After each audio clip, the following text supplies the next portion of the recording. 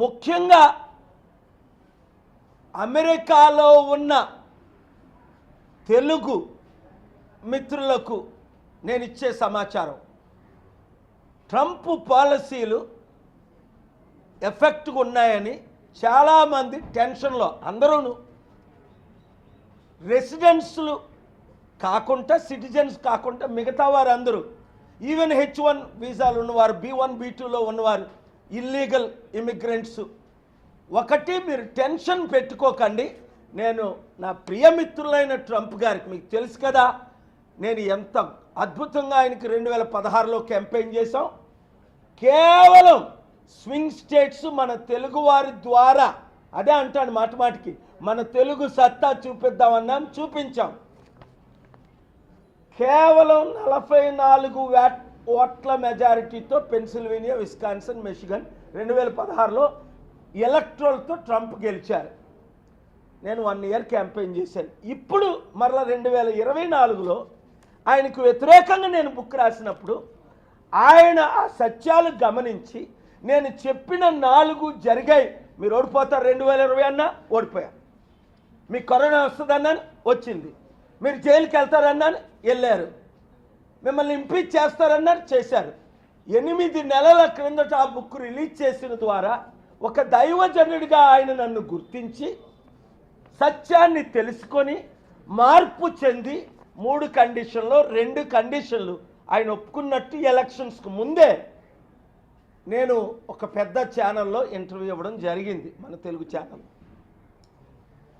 ఇప్పుడు అదే జరిగింది. ఆ 7 స్వింగ్ రాష్ట్రాల్లో, ఇంపార్టెంట్ రాష్ట్రాలు, అందులో పెన్సిల్వేనియా, మిషిగన్, విస్కాన్సన్, నార్త్ కేరళైనా ఇవి ఉన్నాయి. తద్వారా ఆయన గెలవడం జరిగింది.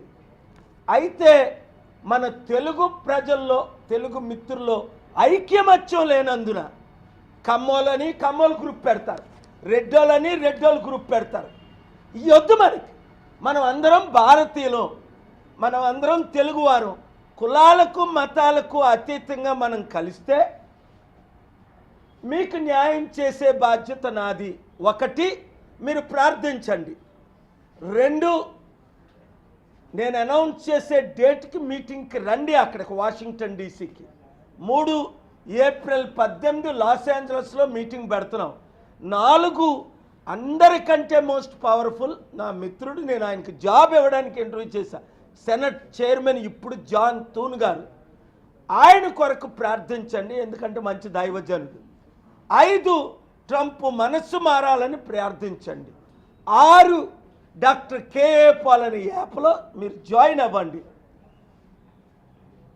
అన్నిటికంటే ముఖ్యం 7, ఇప్పుడున్న రాజకీయ నాయకుల మీద ఒత్తిడి పెట్టండి. మన ముఖ్యమంత్రులు స్వార్థపరులు, చంద్రబాబు నాయుడు అవ్వచ్చు, రేవంత్ రెడ్డి అవ్వచ్చు. ఎవరైనా మాట్లాడారా?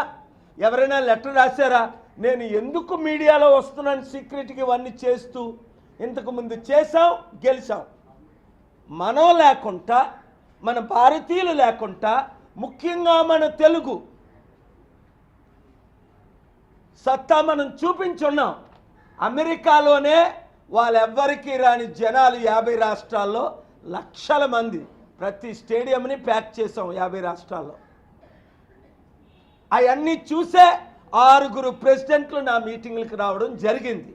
అప్పుడు నేను చెప్పినట్టు చేసుంటే బిల్ క్లింటన్, ఫాదర్ బుష్ 89 నుండి 92 చైనా వారికి శత్రువు అయ్యేది కాదు, ఇండియా వారికి ఇంకా మిత్రువు అవును. ఇప్పుడైనా నేను ఇంగ్లీష్లో ముందు ఎందుకు మాట్లాడానంటే ఆ మెసేజ్ వారికి పంపడానికి, ముఖ్యంగా మీడియా ద్వారా మన నాయకులకు పంపడానికి. ప్రధానమంత్రి, ముఖ్యమంత్రులు వారి పని వారు చేయాలి. ఈ విషయంలో నాకు మద్దతు ఇస్తే నేను సుప్రీంకోర్టులో, అక్కడ మన మిత్రులు చీఫ్ జస్టిస్ జాన్ రాబర్ట్స్ గారు 97లో నా మీటింగ్ అటెండ్ అయ్యారు. 17 లక్షల మంది వచ్చినప్పుడు వాషింగ్టన్ డీసీలో. మీ సహాయం ఉంటే, మీరు వస్తే మీకు న్యాయం చేసే బాధ్యత నాది. Thank you very much.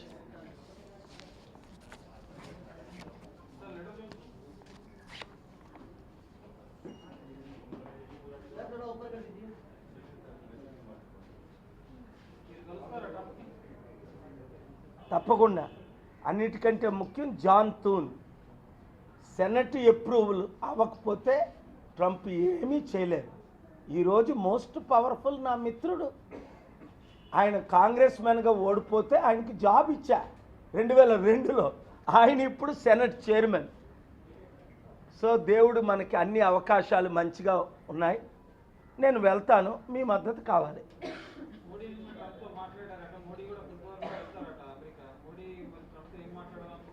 మనం పాయింట్ ఆఫ్ వీక్నెస్తో మాట్లాడితే ఏమవ్వదు, స్ట్రెంగ్త్తో.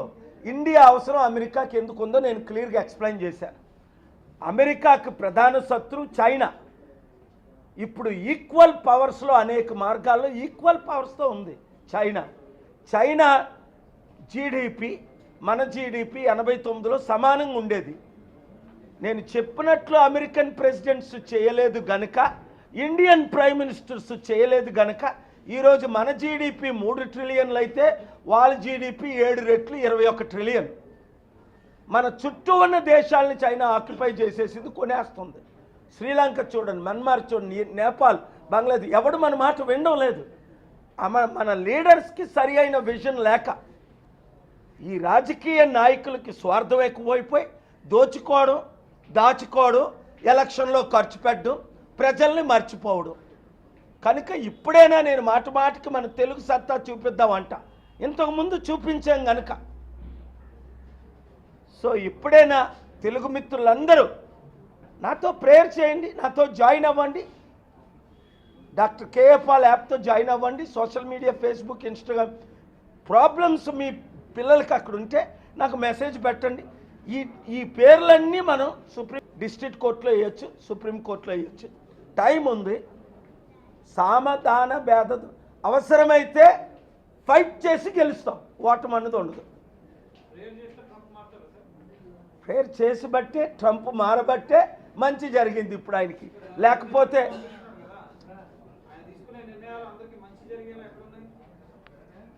ఆయనకి రాంగ్ అడ్వైజ్ ఇచ్చారు ఎవరో, నాకు పేర్లు తెలుసు కానీ నేను చెప్పను.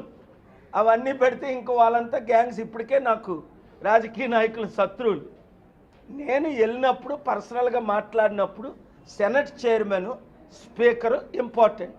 అసెంబ్లీలో బిల్లు పాస్ అవ్వకుండా చూస్తాను, సెనెట్లో బిల్లు పాస్ అవ్వకుండా చూస్తాను. అప్పుడు బిల్లే పాస్ అవ్వకపోతే ఇంక ట్రంప్ చేసేది ఏముంది, మాటలు తప్ప.